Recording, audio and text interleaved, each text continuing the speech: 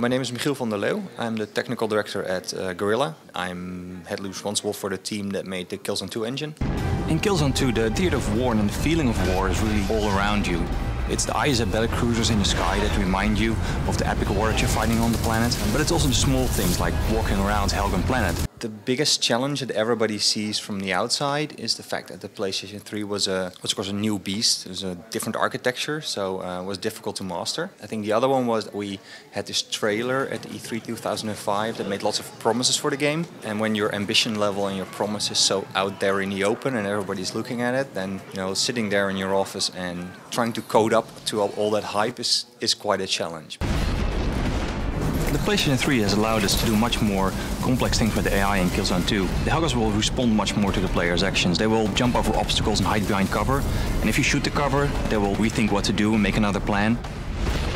Inside the PlayStation 3 there's a chip called the Cell Broadband Engine, and it's basically like 8 little computers smashed onto one chip. So one part could be doing particles and the other one could be doing AI and one of them could be doing physics. If you manage to do all that at the same time, you call it parallel programming.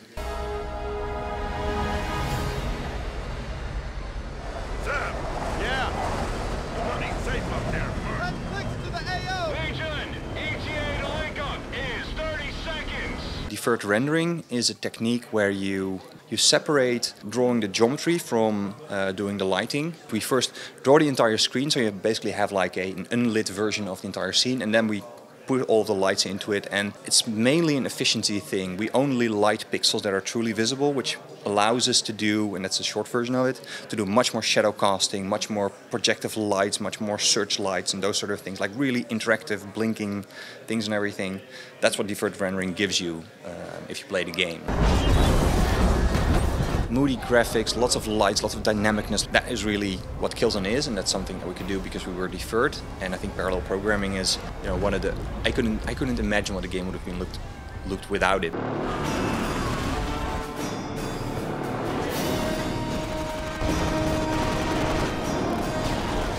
Are there things that we can't do now that you think we will be able to do or should be able to do very soon?